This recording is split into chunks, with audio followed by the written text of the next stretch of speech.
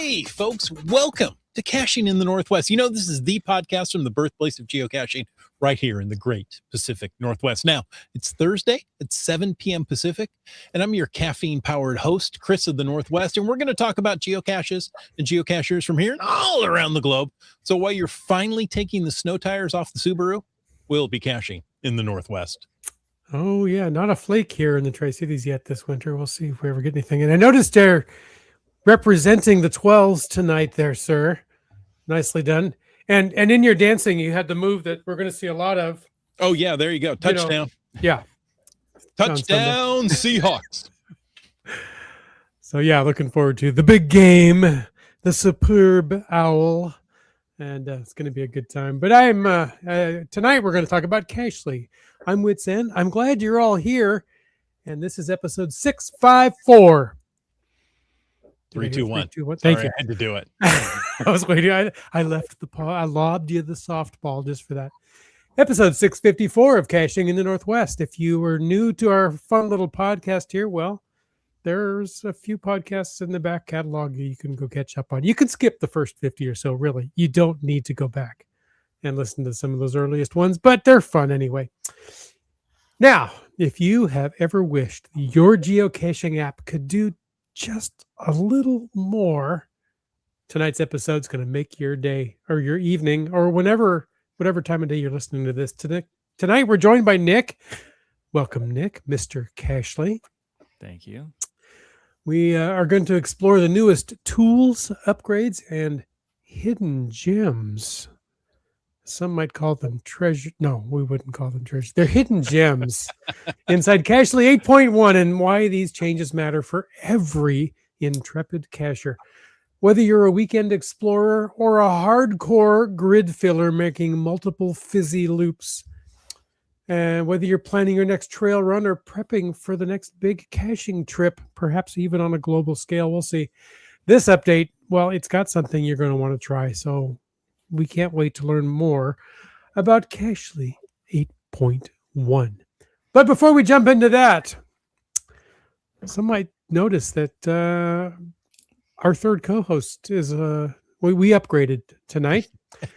It's time to bring in our humble new co-host. Some say she wrote the book to achieving humility in 10 easy steps. And others say she accomplished it in only 7. All we know is she's called JT Coffee. Welcome. Hello. Thank you so much for having me. What a fun surprise. Jay's going to be out of town. And he's like, you know, it's fun to have you guest, but do you want to co-host? Yeah, that's so fun. Well, he suggested it, and we thought, yeah, let's see if she'll be interested. And then we just may not invite him back. I don't know. Yeah, I've never been cooler. This is so fun. I can't wait. Well, we're honored to have you here. Thanks for joining us tonight. Glad to be here. And folks, a quick reminder that we appreciate the support of our patrons who help keep this podcast coming each and every week. Special thanks. Hold on. I can't read and push buttons at the same time. To Land Sharks, one of our corporate Denali level sponsors. Whether it's new containers or caching gear, if there's something you want to get your geocaching on, head on over and order it from landsharks.ca. That's Landsharks with a Z. And, look at this next one. Cachely. I feel like it's the premier geocaching app. I'm sure Nick has never heard this before. Now, version 8.1 with Cachely Pro features, including offline maps of the entire world so you can navigate while offline, DeLorem and counties so that you can finish those grids, and coming soon, no longer coming soon, right now, CarPlay support. So find Cachely in the iOS App Store or go to cachely.com. Lastly, but still first in our hearts, welcome to Valemount, where every season offers a unique adventure. Nestled in the mountains, our village is surrounded by towering peaks, lush forests, and pristine rivers, providing endless opportunity for year-round exploration. If you're looking for snow, this is the place to go right now. Alongside nature's beauty, our vibrant village is off of local charm, unique geocaches, warm hospitality, and unique cultural experiences. So whether you seek outdoor thrills or a peaceful retreat, Valemount awaits you. And folks, if you want to know more about supporting the show, click the Patreon link on the cashingnw.com website. Alrighty. I just want to know if I subscribe to Cashly Pro, if it upgrades my car to include CarPlay, because my That's something I'm 15-year-old car working doesn't on. have that. That's like Cashly Pro Plus. Yeah. Or something. Yeah. You know, I have to admit that I'm kind of disappointed that iOS doesn't have that. What does Android call it? It's not CarPlay, but Android Auto, I think. and Android, where it takes just the phone screen, so you could have it in a holder on there, and gives you bigger buttons and easier to navigate the things in a car mode. Or an iPad. Just put it up there. There you go. Yeah. Then you look like a ghetto Tesla with the iPad stuck to the dashboard, right? Yeah, you can buy inexpensive units for like Yes. $99 from Amazon. So Yeah. That's true. And I It is considered that possible. for one of the car. Wits End, you're in good company with just Carlo. Yeah. He just needs a car with CarPlay. Just tiny baby detail. Yeah, exactly. Well, we're anxious to get all into the Cashly business tonight. But if you'd like to join in, dear listeners, viewers, chatters there, use the hashtag Cashly to ask any question in the chat, and we'll flag it there with the Cashly hashtag. And you can use the other hashtag FTAS. That's to bring up a topic for the after show.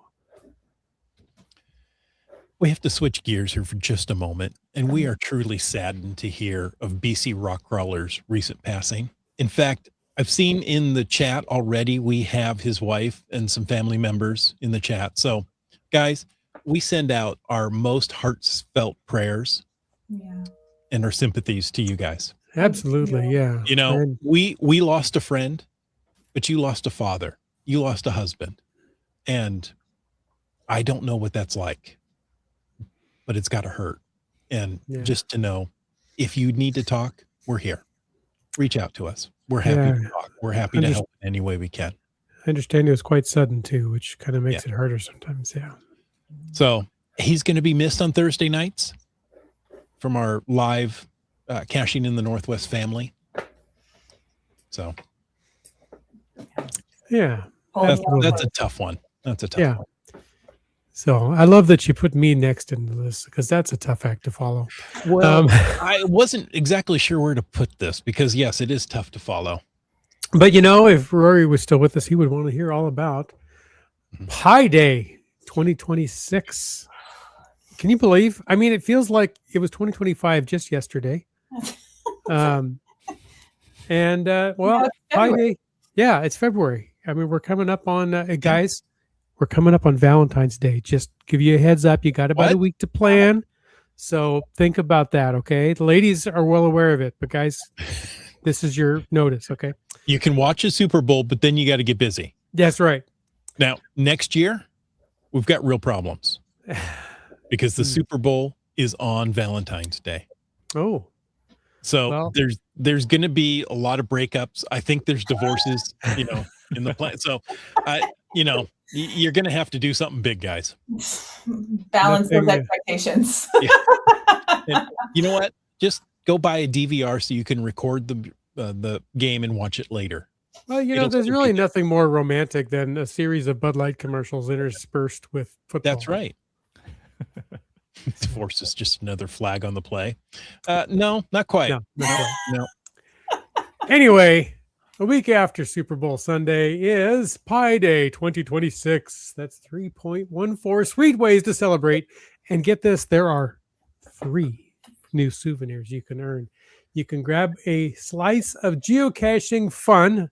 Pi Day is here. You like that? Slice pie? I like it. I see that. Yeah. Full of jokes. Did you write that, Jesse? I didn't. It was my team, but it was not me. It's good. It's good.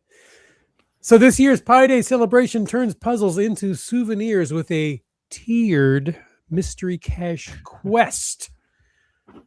If you're not familiar, 3.14 is the number pi with a whole bunch of numbers after that. And therefore, March 14th, the date 3.14, 3.4. I mean, in Europe, it's 14 3, Right. and they In just the don't know what they're US, doing. and then it's complicated in Europe. Yeah. Yeah. So it's an annual nod to the infinite irrational number, brought to you by your infinite irrational hosts on Thursday night. The tradition began in the US. It's since gained worldwide recognition, even if they write the date in some weird way. And for geocachers, it's the perfect excuse to lean into puzzles, patterns, and the thrill of the aha moment. So, tiered souvenirs, I mentioned that. Here's how it's going to work. You can earn up to 3 souvenirs, depending on how many mystery caches you find and log between March 13th through 15th. So you get more than just Pi Day. Okay. Yeah. It's like a So whole you- pie weekend. That's right. If you find and log 1 mystery cache, you earn the coconut cream pie souvenir. And that's One of my favorite pies, by the way. I Yes. would be happy to stop there. Oh, That well, sounds delicious. If you find and log 3, well, then you earn the cherry pie souvenir. That's second. one of my favorite. Yeah, I've often requested a cherry pie in lieu of a birthday cake when my birthday rolls around because I like pie better than cake. same, same. And if you find and log 14, okay, it's a lot. going to take you a little bit of doing for a weekend, but you can do it. I believe in you. Get out there and do it. Mhm. You can earn the blueberry pie souvenir, which is just about one of the best pies ever made. Wow. So whether you're fitting in one quick puzzle solver, you're going full 3.14 mode. Did you realize that it's 1, 3, and 14? Yeah. Yep. Jesse's team is on it. Yeah, they are. Yeah. Each mystery cache find counts toward your next tier. Pick your pace, follow your curiosity, and see how far your Pi Day adventure can go. 1 mystery cache or 14. Each find brings you one step closer to the next souvenir. So choose your route or route if you prefer. Depends. Enjoy the brain teasers and make Pi Day as big or bite-sized as you like. Right. I think I'm you gonna- can't have I'm your gonna pie and eat it too, though, right?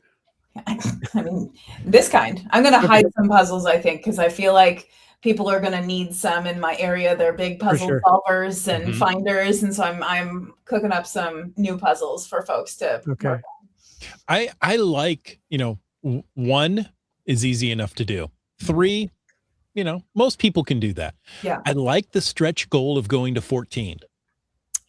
I think that's nice because, we've often heard that, it's not challenging enough. I can get this done, in 10 minutes and, now Right. I've earned 3 souvenirs. Where's the challenge in that? Well, Yeah. Solving and logging 14 mysteries could be quite a challenge in a weekend. So, Yeah, and for some avid geocachers, that's going to require a little bit of driving. Right. Mhm. Or cachers that live in a scarce Yeah. area. Yeah, right. You've really got to find some geo art or work on a series or something. Yeah, Believe me. IHAM has a plan. He says he's got a whole bunch of solved puzzles in Milton Edgewood. I think I'll hold off finding them until Pi Day weekend. It's a good plan. Yeah, he and I worked on those together, along with Monkey Cakes. Okay. And I believe they were actually, the online puzzle where you actually put the pieces in. Uh-huh. That was interesting. Yeah, and GSM times 2 says, okay, if you were trying to get me to go after some puzzles, you were successful. Fortunately, there's a puzzle geo art I haven't done. So There you go. that's the Strategic perfect thing to thinking. do. Yep. Love to see it. Bryling adds 14 mystery caches in places with snow might be a stretch. Mm-hmm. Good excuse to take a vacation in the South. There you go. Mm-hmm. Ooh, Waterman HQ has a great idea. I'm going to check with which challenges I qualify for rather than solving 14 puzzles. Yeah, in a cache or a challenge abundant area, that is a total option because challenges have to be that puzzle cache type. Exactly. So Mhm. use Project GC and go figure that out. Great. Yeah, I'm disappointed there's no banana cream pie. Mm. Sigh. That's okay. Hey, Next time. another thing is back. We're packed with news today, folks. And we Yeah. haven't even gotten to Nick with Cashley. He is waiting patiently. Thank you, Nick. He is. There's a lot going on. There is. Cash in, cash out, or CITO, as we like to call it, is back for 2026. What's better? then give back to your community by hosting or attending a cash in, trash out event in 2026. CETOs are one of the many ways geocachers can help their local communities and planet through geocaching. So, CETO Season 1 is Sunday, March 1st through Sunday, May 31st. So, March through May for Season 1, September through November for Season 2. And to get the souvenir, you have to attend at least one CETO event in either season. During either season. I was going to say, you only get it. So March through May, you get Season 1. September through November, you get Season 2. Okay. There you go. Yep, exactly. And if you do 14 events, you just get the appreciation of all the geocachers that you helped clean up the game board. That's right. And you get one souvenir. Perhaps 2 if they stretch over 2 seasons. Yes, yes. Strategic. There's one more piece of news, which is really exciting, that just happened for premium members. Premium members have access to something called experimental features on the web and on the app. And that's where HQ puts in things that we're experimenting with, new stuff that might be, it's new, it might be kind of buggy, might be not quite what it looks like when it's out to everyone yet, but we want premium members to make sure they had first go at these cool things. And how you get to that is on the app, which I have in front of me, on your profile, there's a little settings gear. Click that, tap that, and then you'll see experimental features. There's a bunch. Yeah, you can toggle on and off dark modes on there. Well, for iOS, of course, there's dark mode. There's different features for Android and iOS. I'm sure no one knows that. That's probably breaking news for folks that Android and iOS are different. That they have different functionalities. But no, they do. I know. Can you believe that? My goodness. But in there now, very top of the list, it says hide a traditional cache. And then it will allow you in your hides corner, which is a little star down at the bottom, there's a little plus at the upper right-hand corner, and you can hide a traditional cache. You can collect coordinates right in there. You can build the description. There's limited functionality now. You can't add attributes. You can on the web. It builds it on the app. And then you can still see it on the web. And if you really want to add some attributes, you can do that, or photos. That can be all done on the web. But to start, you can build kind of the skeleton of a cache, and you can submit it through the app too. And that's huge. It's very exciting. I'm looking forward to being able to gather coordinates with my phone, come up with some basic things, and maybe flesh it out on web in these early days, then submit it. Well, we just got a question. It was for the after show, but I'm bringing it up early. Look at that. I'm interested in learning about this new experimental feature to create a traditional cache from the app. Anyone tried it? Well, it just came out today, so maybe. I haven't. I didn't even know it was there. It's happening. Does it get submitted right to the reviewers? Yeah, it does. It does. Very cool. Yeah, that's amazing. And it's all happening. It's tied to the web. So when you have something in review and you submit it on your phone, you'll see it just like you would normally on the web. Can't wait to see what happens. That's exciting. That's right. Yeah. One more thing, Discover Roseburg GeoCoin event is this Saturday. We talked about it last week, but That's you could still go to Roseburg, do the event, get back in time home, or some other event to go watch that game thing that everybody's talking about. There you go. Okay. Nick, you are so patient. He is. I try. We are here to talk about Cachely 8.1, which has some incredible features. We've been promoting it for months now, but finally it's come out. Nick, would you take a moment just to describe yourself to our new listeners who probably or possibly don't know you? I don't know how that's possible, but nonetheless, how'd you get into geocaching, and what do you do with your free time? Sure. So how did I get into geocaching? Probably because years and years ago, my wife used to carpool with a very, very avid geocacher. And as they were driving to the school they taught at, he would like to stop at random places and look for geocaches on the way there and on the way back. So that's how I heard about it first. And then my wife and I actually found one of those geocaches as we were on a walk. And she's like, oh, we stopped here. And I was like, what is this container? So that was my first experience with it. But then years later, a friend introduced me to the old HQ app. So before the current one. And I thought that's interesting. Maybe I could build something like that. Found the API partner program, applied for that, and then started programming it. I had a couple apps in the App Store that were location based before that. So I kind of knew about iOS's location services, APIs, and things like that. So this was like 2014 I started on the app. So it's been over 10 years. So yeah, been doing that ever since, and now just work on Cachly, and I live in the Northwest, so works out on this show. Yeah. I love it. Now I use your speedometer app. Oh, you do? Yeah. You know what? I do not put very much time into that anymore, so I apologize. I have a car with a digital dash. It's a little easier, but trying to read the speedometer to understand how many kilometers you're going on a car that's designed for miles per hour, where you got this tiny little gauge and your speedometer, the needle can take up, 5 to 10 kilometers in width just along that. I don't know how fast I'm going, and I don't want to get a ticket in Canada, right? That's an international violation. Yeah. I don't know what they would do, and I don't want to find out. Yeah.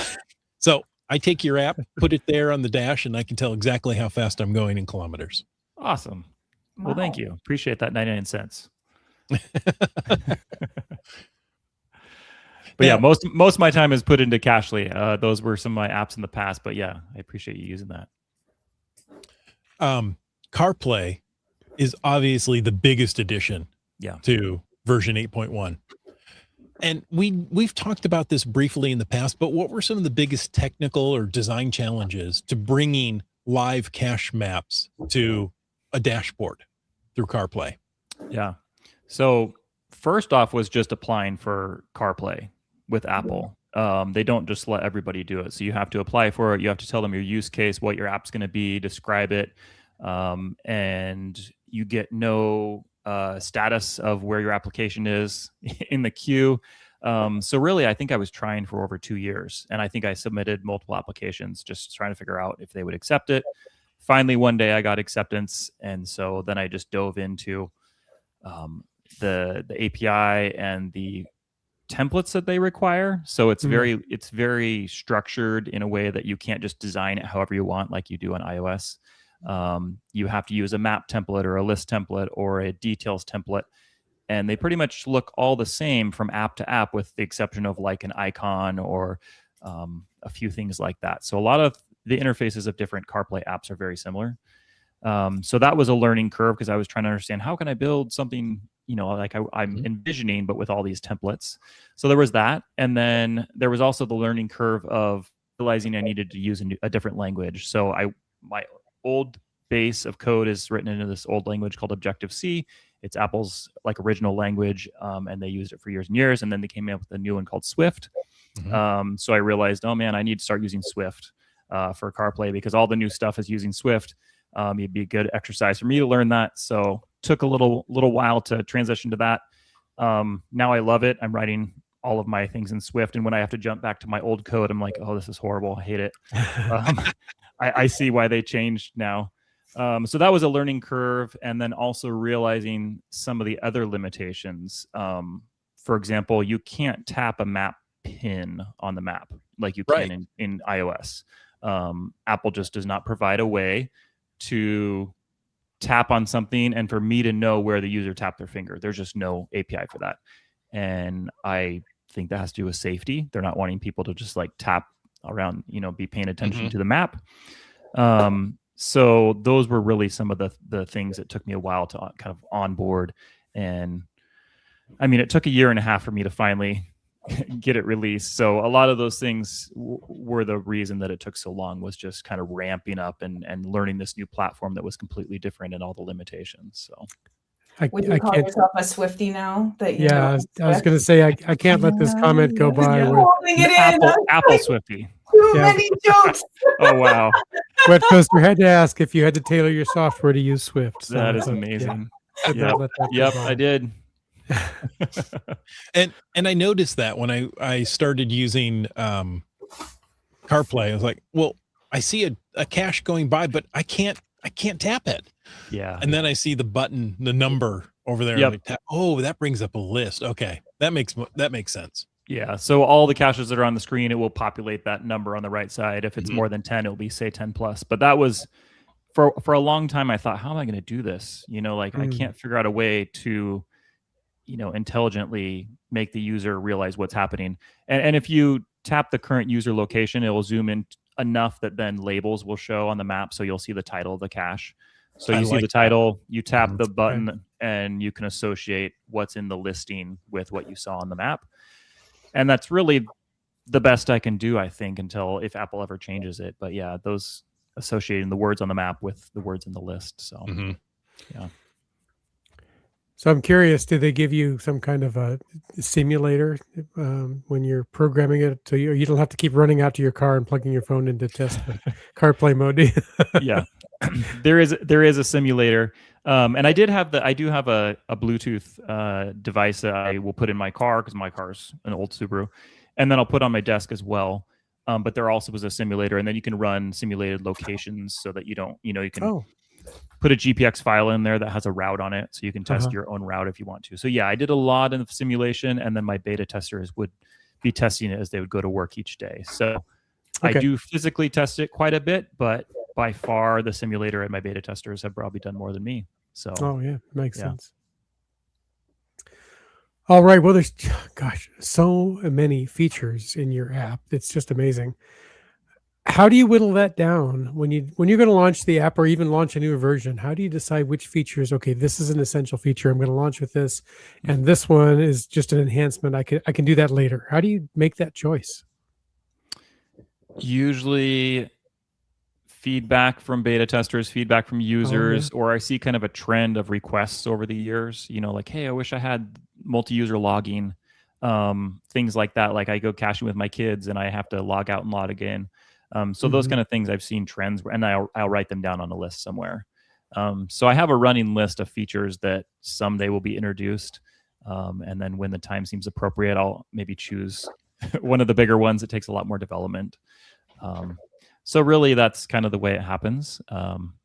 Really not super a rhyme or reason to it. Just kind of works organically like that. Yeah, Yeah. that's great. So Cashly's offline maps are a major strength. I know I've used Yep. those before in my travels. What improvements were made to 8.1 to map performance and detail and usability and stuff like that? Yep. So the framework that runs the maps is an open source framework called Map Libre. So that was completely upgraded, put a new version in Cashly, so that's much faster now. A lot of style updates that would help with especially CarPlay. There's special styles that for the car that aren't for the phone because there's things that are distracting. Like you'll notice there's not a lot of points of interest. So like POIs that normally you see on OpenStreetMaps, those are pretty much hidden on CarPlay because when I first did it, they were very distracting. And it was hard to tell kind of between points of interest and the cache pins. Mm. So that was like one of the early things my beta testers noticed. So a lot of just small improvements like that, improvements with trails, and sometimes also people will point out, hey, I added this this feature, this thing in OpenStreetMaps because that's what Cashly uses to generate my maps with. I'm gonna say I don't see it in Cashly. And so sometimes there's certain data that you can add to OpenStreetMaps that Cashly isn't accounting for. So then I have to go back to the program that I have for my servers that build the maps, and I have to rewrite some of the code there that pulls certain data in from OpenStreetMaps. So certain kind of paths weren't in there. So I added that recently. So just a lot of stylistic things, including what's called land cover for the whole world. So you see green for grass areas, you see, you know, brown for mountains and things like that. Kind of what you would notice in Apple Maps or Google Maps when you load that. And then also the terrain. So those two layers now kind of show automatically for the whole world. and they're loaded from some servers that I have. So that alone gives the maps just a lot more design and a lot more aesthetics, a lot more pleasing to see. So, yeah. So cool. Yeah, and the offline maps themselves have been in Cache for quite some time, but I still love them. It's something that I'm very proud of, and they're generated the whole world every 2 weeks. So all the new data from OpenStreetMaps gets pulled down and then split into pieces, and so all those maps are always updated every 2 weeks. Wow. Nick, you're mentioning, I have that on my servers. My servers do that. Yep. You actually have servers that do nothing but update those maps. I do. Yep. I mean, that's incredible to think about. You know, when you think about, I'm going to use an app on my phone that has mapping features. Obviously, it's using the same maps as everyone else, right? It's pulling from Apple or it's pulling from Google. That's not necessarily the case, is it? Yeah, not with offline maps, because I wanted a way where people could go offline and be able to still have mapping. Mhm. So yeah, that's what found open source tools, uses OpenStreetMap data, and yeah, it's been really, really nice. So yeah, that's one reason I came out with the Cachely Pro, is because having your own servers becomes expensive at some point. Right. So Yes. I had to have a way for that continual revenue to pay for things like the servers that are building the maps. Yeah. Exactly. That's what I was trying to get out of you. That it's expensive to have these servers It is. produce custom maps all the time. And we take it for granted, right? We open it up. Oh, look, offline maps. Great. There they are, and they work. Yeah. Yeah. And another thing people ask sometimes is, hey, are my offline maps updated automatically, like when a new version comes? And I always say no, because that would cost me a lot of money. And that's not me trying to be selfish, but most of the time somebody doesn't necessarily need a new version every 2 weeks. Yeah. But if every single user was that automatically downloaded, that would be a lot of bandwidth, and I pay for bandwidth for all the maps that sit somewhere. So that's a big reason why I don't automatically update the maps. People are welcome to download as much as they want, but again, people don't really need a new map every 2 weeks. Yeah. That's of true. the same region. Right. So you're saying if we download a map to prepare for going on a trip, before we go on the trip, we should download a new one?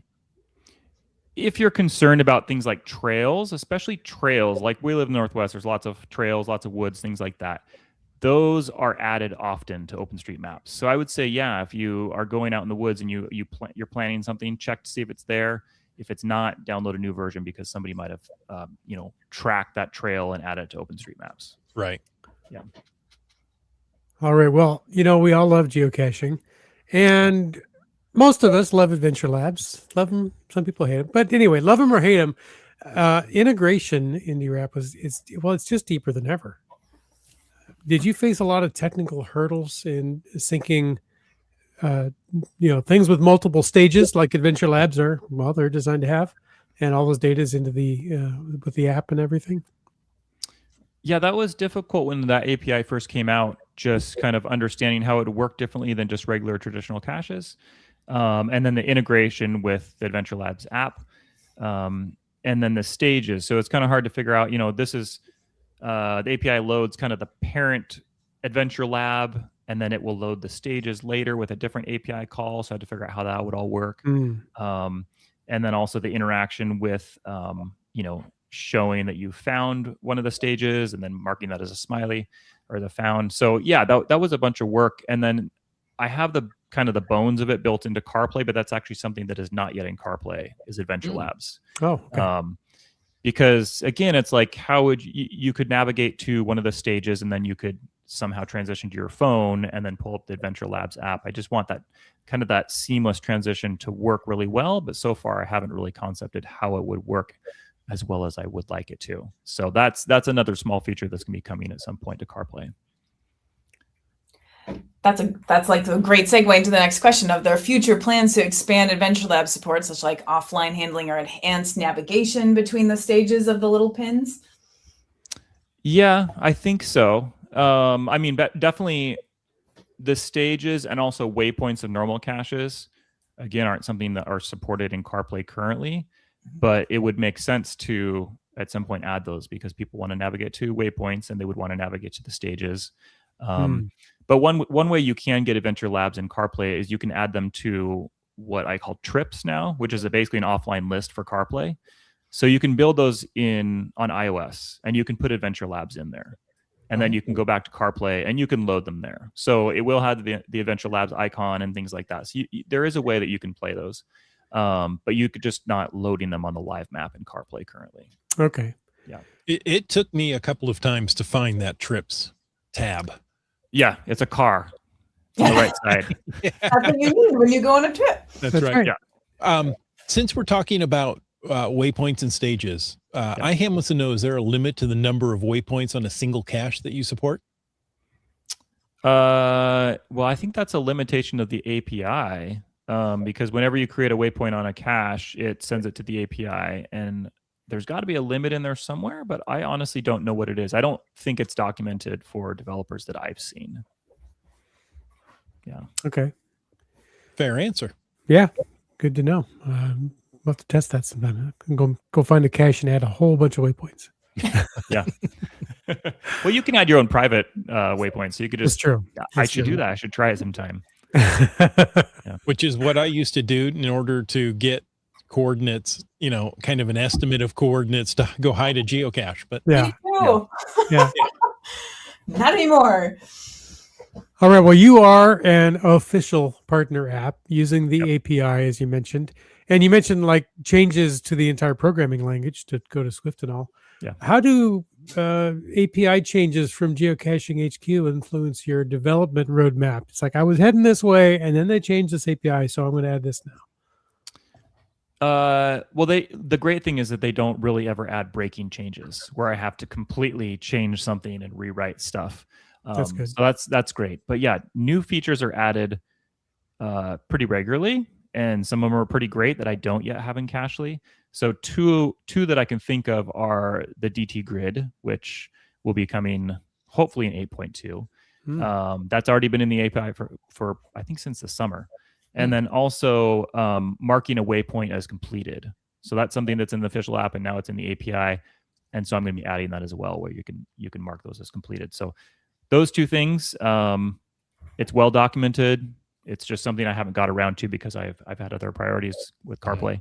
But yeah, they're always adding new features, always adding enhancements, making it bigger and better. And I have to say, whenever I have issues with it, I just email. There's a dedicated email address for developers.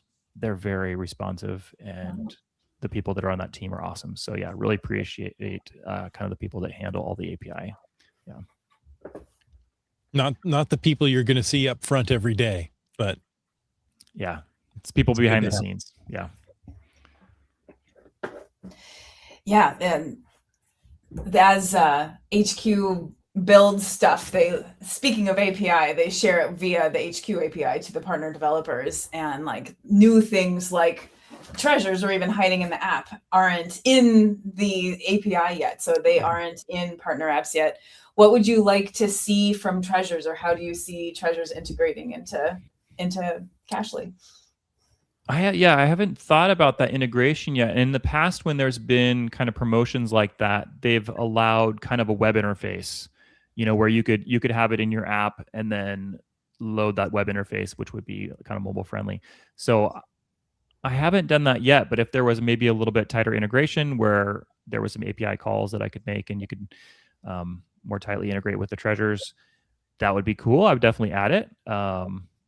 Yeah, in the past, some of those, I can't remember what the other promotions in the past were, but just the web interface and stuff like that, it didn't seem like it would work as well in Cachly. But yeah, tighter integration and API calls would be pretty nice. Oh, yeah. Noted. Nice. So similar to souvenirs and other things that have been added. Souvenirs are not recent, but they're one of the more recent changes. Yeah. Yeah. So, okay, here's a question. You may have to think a moment. You keep adding features to Cachly. Yeah. And, it certainly is the premier app, geocaching app for iOS. But how do you keep adding these features while keeping Cachly approachable and usable for new cachers to go out and discover, geocaching and the app for the first time? Yeah. I would say, well, first off, I think a majority of my users are more power users. So if there was a new geocacher that I was having a conversation with and they said, hey, I just got into geocaching, I would probably point them to the HQ app because it's a great app and it provides a lot of features for those real beginners. And also there is limitations with the partner API for basic users where they can only load 3 caches a day and see the full information. They can see more than that on the map, just in general browsing. They can see traditional caches and events. I think as many as they need to as they browse around the map. But actually seeing the full details is only 3. So that would be where I would say, hey, use the HQ app. You can see more information. You can do more. And if at some point you want to be more of a power user, get a premium membership, and then download Cachly. So that's kind of how I approach that. And there, I'll get bad reviews sometimes with people that don't understand how it all works. And they'd be like, hey, I only can get 3 caches a day. And it's hard to argue with somebody in an App Store comment. So I just usually don't even respond. So Right. Yeah. And usually it's just people that don't even know anything about geocaching and they just find it on the App Store and they'll want to download it and leave a bad comment. So what you're saying is all our listeners should go put a 5-star app review on the App Store just to balance out the few of people who don't quite understand that you can only get 3 caches. Yeah. Hey, I would love that. That'd be great. Yeah. So, if you've got some extra time, jump on over to the App Store, give Cachly a 5-star review. Yeah, appreciate Pro it. tip. Oh, how about this? Cachly gives me smiles. Yeah. Says there you NW go. Cats. NW Cats. Yeah. My leaves. Nick, what is one hidden gem in 8.1 that you think users might, or you already know that they're overlooking that you think people really need to try and know about? Yeah. So again, this has to do with CarPlay. So one thing I did add was where it shows favorites on the pins on the map. So that's not, and HQ did that first. I will definitely give you guys that. But people are like, hey, when are you going to do that? So I added that to CarPlay because it makes sense as you're driving along, you can see those. So that's something that I don't always talk about, but you just see when you're loading it up. So that's pretty cool. And then also the voice logging. So obviously on CarPlay, you're not typing on a keyboard anywhere.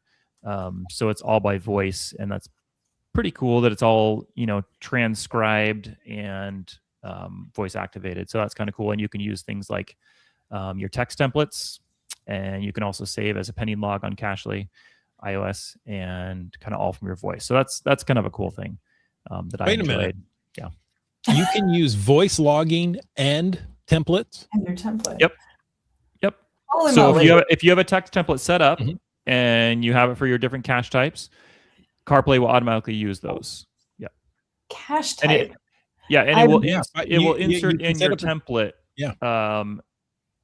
Now I'm forgetting, either before or after what you just spoke. So you could add a little bit before your template, Right. and then it adds it afterwards. Yeah. I never thought to do templates per cache type. I usually do templates per day or per trip or Right. something like Yeah. that. And but per cache type, this is my multi-template. Wow. Mm. Hmm. You should start a notebook for those. If only I had one You know nearby.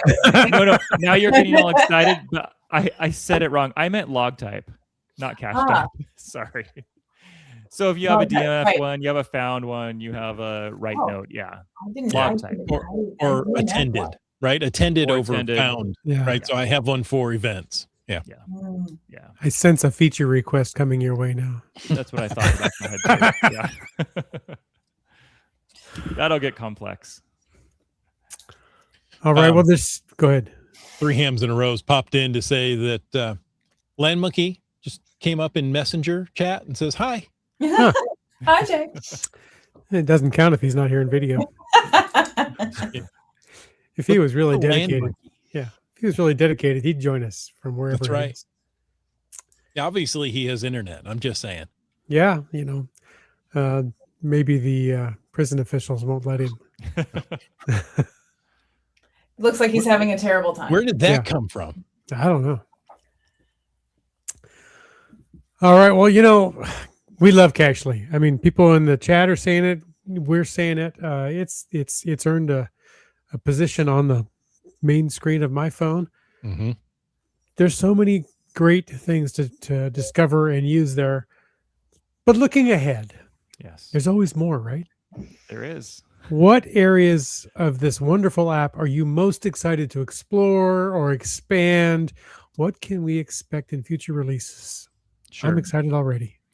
So at one point, it must have been on social media. Maybe it was on some podcasts. I mentioned that, hey, in 8.1, I'm introducing 3 big features.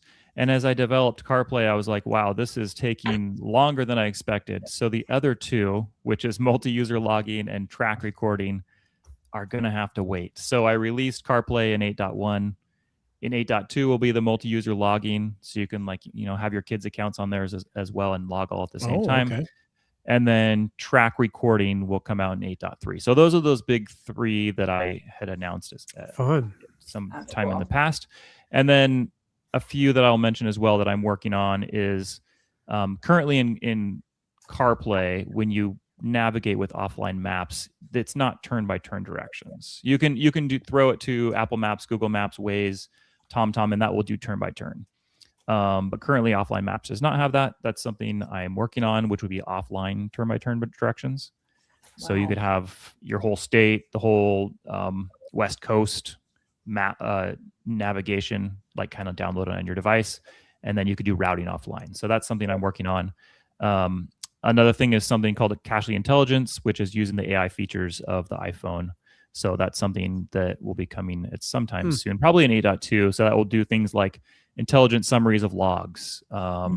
It can help you write your log messages, things like that we use kind of that AI feature that's on the iPhone. So those are some things that are coming in the future that are exciting. Okay, so Yeah. Hold on here. Whoa. Because I think we talked about AI logs once. Yeah, intelligent summarization of logs. So Yeah. I'm standing around, I can't find the geocache. So I start scrolling through the logs. Yeah. Right. Let me go. Oh yeah, I found it 10 feet away. It wasn't hidden where I thought it would be. Is that going to pop up? I mean, can we just say summarize the logs and it's going to say most users found it, the coordinates were off. Yeah, it'll put a summary at the top of the log screen, and you can turn this off if you don't want this. But the really powerful part is that you go into settings and you can see the prompts. So if you are used to AI prompts like ChatGPT, Okay. you can see the prompts that we used, and you can change them yourself. So you can rewrite the prompts that the AI is using, and you could modify it to however you wanted. So that's a cool kind of power feature that you can do. Wow. Yeah. Wow. Very cool. That is And then very going back to multi-user logging, I'm thinking of road trips, right? 4 of us in the car. right. One person can be driving, one navigating, one looking, reading the description, and another one actually logging for all 4 of you at the same time. Yeah. And people had requested this for a while, and it wasn't until my son was old enough to want to have his own account, and then we'd have to log me out, log him in, and he would type it, and then it was such a pain. So I was like, boy, I really need to develop this because people would say it, and I didn't realize it until I needed it myself. Okay, so it doesn't matter how many feature requests we put in. It's until it affects you personally. Thanks your family. Yeah. Okay. Probably. I'm looking- No. True. That one especially kind of hit home when I was like, oh man, this is taking forever. Now, if my daughter wanted to be on there too, that would take even longer. Yeah. So So when I'm out on an epic road trip with my co-hosts and we're logging everything, and then Land Monkey heads home, but I'm still logged into his multi-logging feature. Am I going to just keep racking up logs while he's driving home and logging caches? I mean, that would be up to you. But I mean, on the log screen, you could uncheck the log that's going to send for specific users. So, that would be up to your responsibilities. It doesn't sense my phone by Bluetooth proximity and say, nope, you're not in the car. You can't log this. No, not currently. Or would it show, hey, you're logged into another device?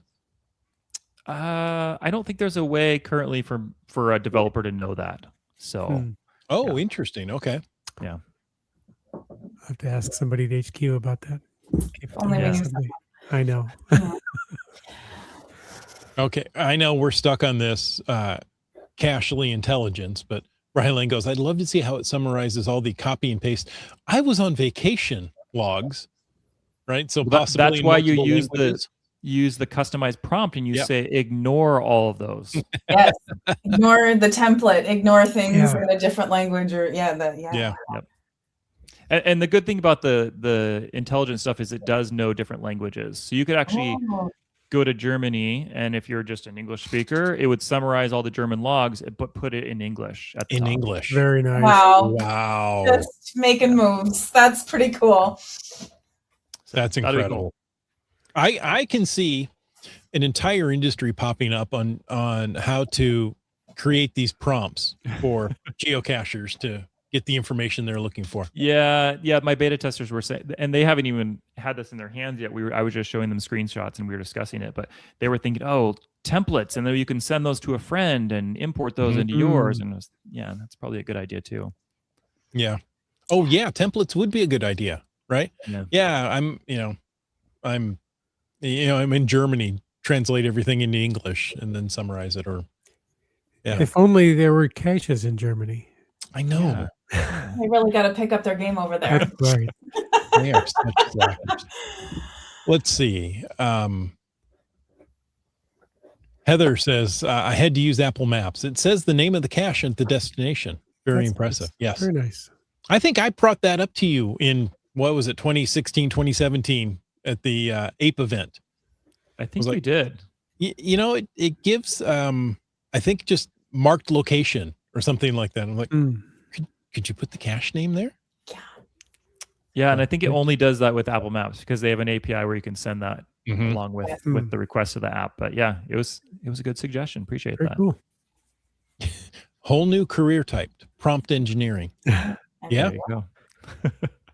Brush up on your skills there, Brian. You could start a new career.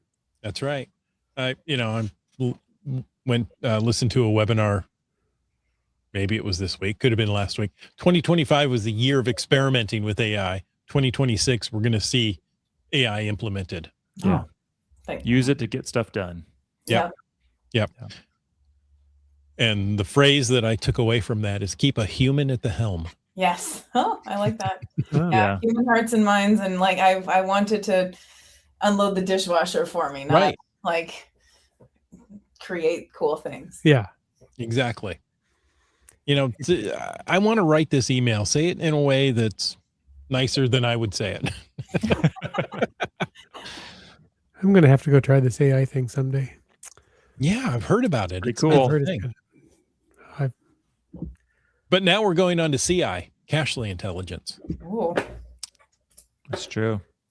I think I don't already know what mentioned it happened on to BI. We cache.com. completely skipped over BI.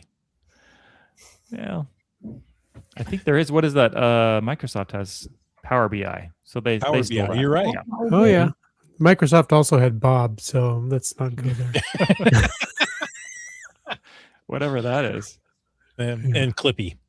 Oh, yeah. I remember Clippy. Clippy was good. Yeah. I'm surprised they didn't. Yeah. It looks like Yeah. you're looking for a cache. That's what I should introduce on April Fools is Yeah. Clippy. Looks like you're looking for a geocache. It looks like you're having trouble finding it. Yeah. Yes, that is, exactly. You can come back here on April 1st show and describe that. Probably get sued by Microsoft for that. Okay, can you name it Cachely? Cachey? There you go. Cashy. Instead of Yeah. Clippy, Cashy. Yeah. I like it. Clipley. Yeah. Clipley. There you go. Okay. love Now we're it. getting in trouble. Nick. Yep. Thank you so much for coming Thank on. you. We appreciate it. You're always so good with describing how Cachely works. Now you've got ambassadors out there, right? Who can you go out on the different forums that are going to ask questions or answer questions that are asked. Yep. Yeah. So especially on the Facebook group, there's about 5,000 users on there, and there's a huge amount of people that will answer questions. Wow. So I still look at it multiple times a day, but often there will be an answer from somebody else to a question that somebody has. So it's been incredibly helpful that I don't have to do all the support requests and all the answers and things like that. So I still get lots of emails, and nobody else is managing that. But definitely on social media, really appreciate all those users for jumping in. Yeah. Now, we're going to ask this again in a few minutes, but if people wanted to get a hold of you, what's the best way to do that? Well, right. If you already have Cachly, you can go right in the app to the More tab, which is on the right side, and then scroll down to Help and Support. And at the bottom there's you can contact support, which shoots me an email, or you can go to the forums. And there's also all the help documentation right on that screen. So that's the best way.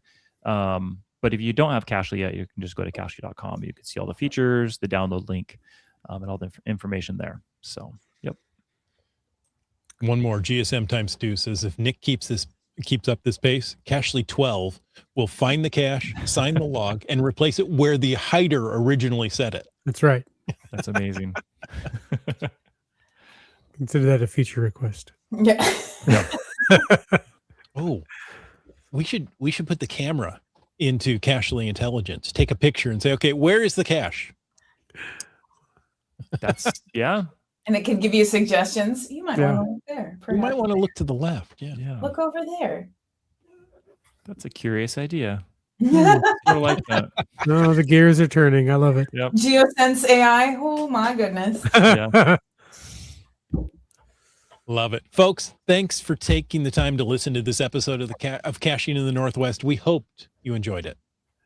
Absolutely. And I'd like to take a moment to thank Land Sharks and Cachly and Tourism Valemount. They're our corporate Denali level sponsors. Landsharks.ca is the outdoor adventure and geocaching store. Check them out online. They ship online orders daily. Cachly, well, gosh, you've heard all about it tonight. It is the premier geocaching app for iOS. And whether you're seeking outdoor thrills or a peaceful retreat, Valemount awaits you. There you have it. And we want to thank our faithful Denali level supporters. That's Land Sharks, Cachly, Tourism Valemount, Cool Cow Cachers, Hawaiian Maile, Alondro, and Retired Guy. If you want to know more about supporting the show, click that Patreon link somewhere on that CachingNW.com website. It's there somewhere.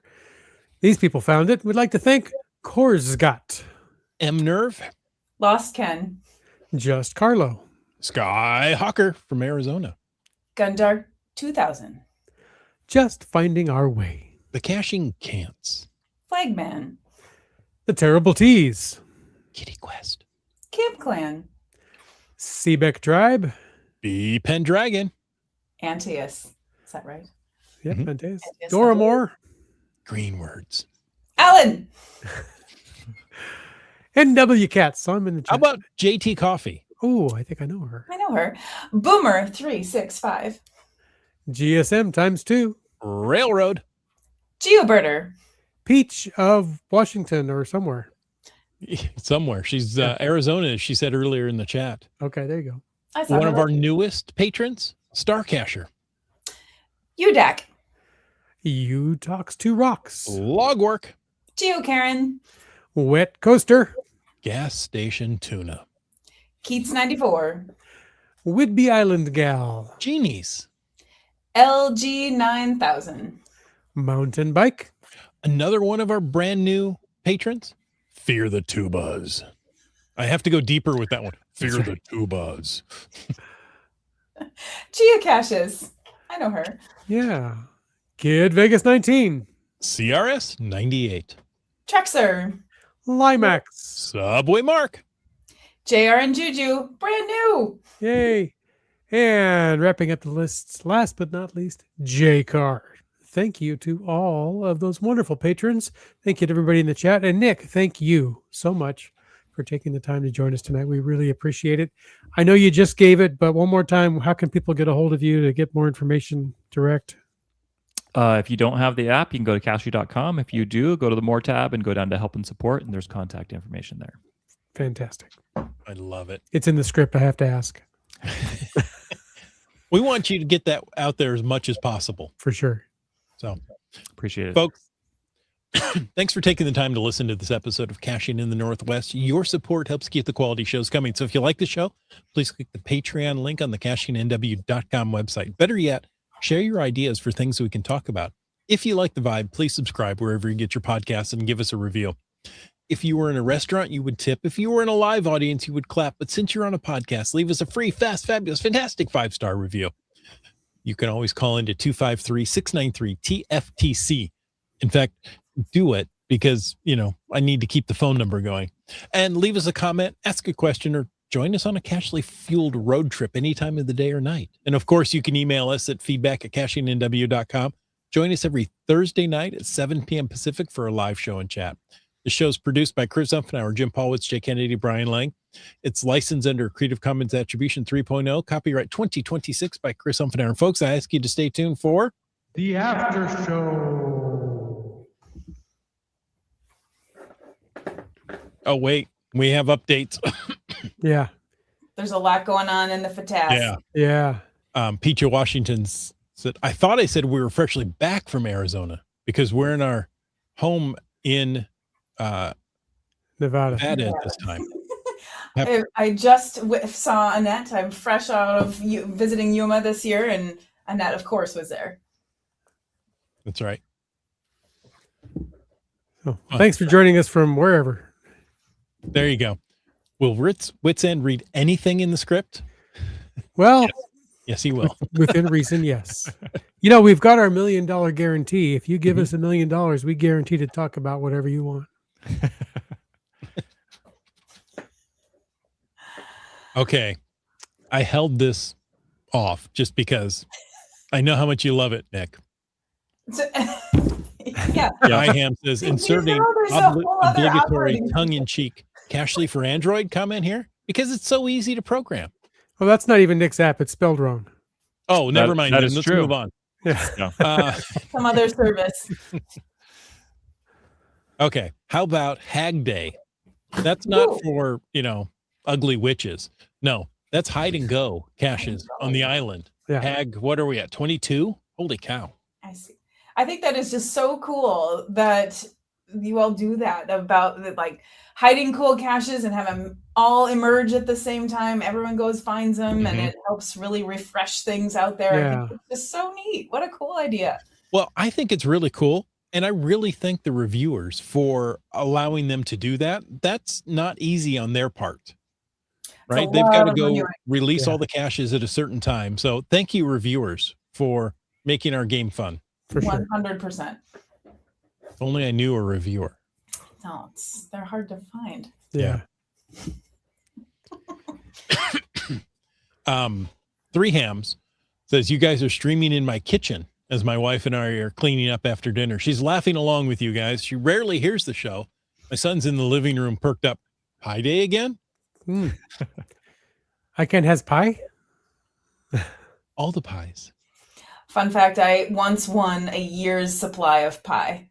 Oh. I was one of the first few people that I waited in line. I got there very early, and I was one of the first few people through the door of a brand new shop that was opening, and you got a punch card for a year's worth of free pie.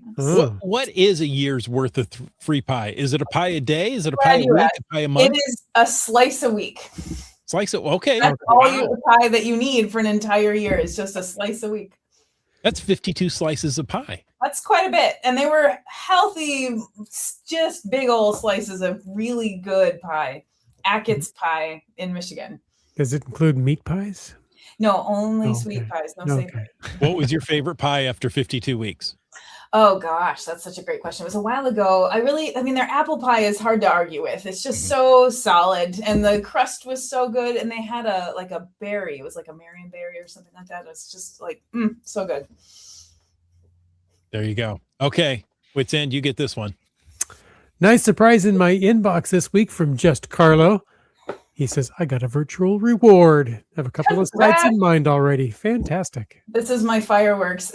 I've had the search up the whole time just so I could have the number on it. We've had 59 published since they were released yesterday. Nice. Oh, wow. Yeah. Wow. People That's have great. ideas, getting them out there. Hey, since we're all in the Northwest, I got a virtual reward a while back, and I placed on the top of Mount St. Helens. So if you guys ever go and hike up Mount St. Helens, that's my cache up there. virtual. I have been up Love there, of course. Yeah. Prior to that, I did know that you placed it up there. I used to ranger there, and so I was like, really? oh gosh, well now I have to go back up there. Yep. Yeah. Yep. Got to post that photo and write Yeah. the date on it. Yep. It's important. Not old. No old photos. I'll Yeah. get up there. If the photo still includes Spirit Lake, it's an old photo. Yeah. Just saying. Still there. It's just a different shape now. Yeah, with logs in it. GSM times 2 says, if you were trying to get me to go after some puzzles, you were successful. That's my whole goal, Scott. You need to get more puzzles, up the puzzles on your stats. That was the goal. Yeah, that's what we need Scott to do, is go find more caches. More Yeah. caches. Yeah. Caching Can't says, I've got a new series coming out or starting to publish tomorrow daily for an unspecified numbers of days. Hint, what starts tomorrow? T. Oh, mean, that's duh. right. That's the first letter in tomorrow. Yeah. I mean, come on. It's obvious. It's right there. It's written out for you. It's a geo art of the letter T. And Yeah. it'll Oh. show up tomorrow. Clearly. That was funny. You got me there.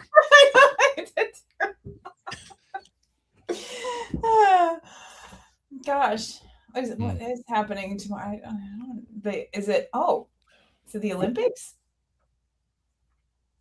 Is that what's happening? What's happening in Italy? Is that happening tomorrow? Gelato is happening. When does the Olympics Yes. start? Tomorrow? Mm-hmm. Whoa! Yep. It's already started by there tomorrow. It's already tomorrow. Oh, it's tomorrow today? There you Right go. now, it's already tomorrow. You know, I love watching the Olympics, but I think it's hilarious to have, millions of people sitting on their sofa watching the greatest athletes on the planet. With opinions. Oh, no, they weren't that good. You can't do that. I'm not sure if that was a triple axle. That looked more like a double to me. There's a Okay. TV commercial out like that. Have you seen with the guy's watching a dog on the agility course do all the Yes. slalom and everything, and he looks over at the dog and he's like, hello, and the dog looks at him and punches the remote and shows some sporting event and looks at the human and like,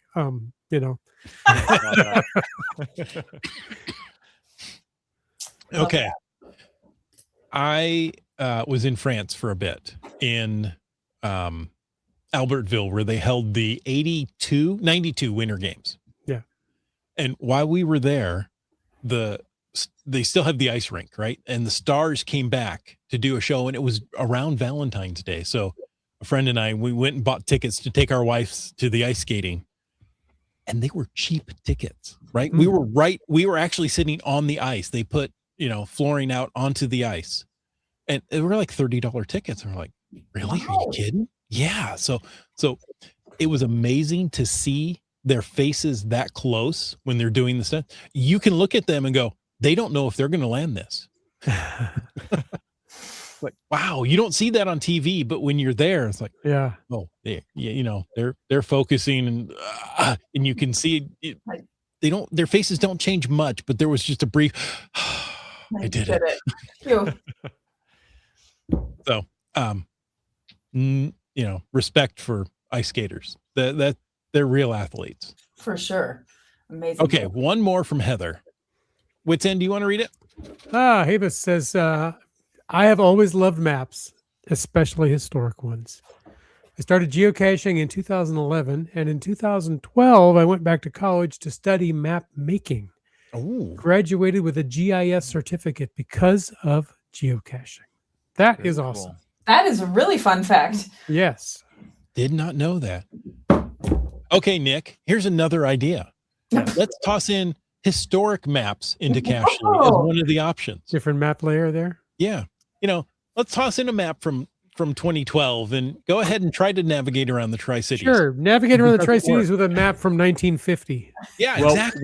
what you can do is you can change the map styles, and we can make it look like an old pirate map, something like that. Ooh. Yeah, Okay. that's possible. There's a Talk Like a Pirate Day. It feels like that's That would be a party perfect- dig of the that year. little feature. Or an April Fool's. That's right. Yeah. Or Chinese New Year. Ooh. That's coming up. Oh, is that tomorrow? That's when Carter's like, what's happening tomorrow? No, it's got to be the Olympics Oh, okay. Yeah, because he mentioned Italy. that's true. It's the year of the horse coming up, I believe. Yes. Mhm. I don't know if Italy celebrates Chinese New Year as much as we do. That would be interesting. Hmm. Ooh, a map from 2000 when geocaching began. And make sure just update the caches from the year 2000 on that map. Yeah. That'll make it a lot of fun. Yeah.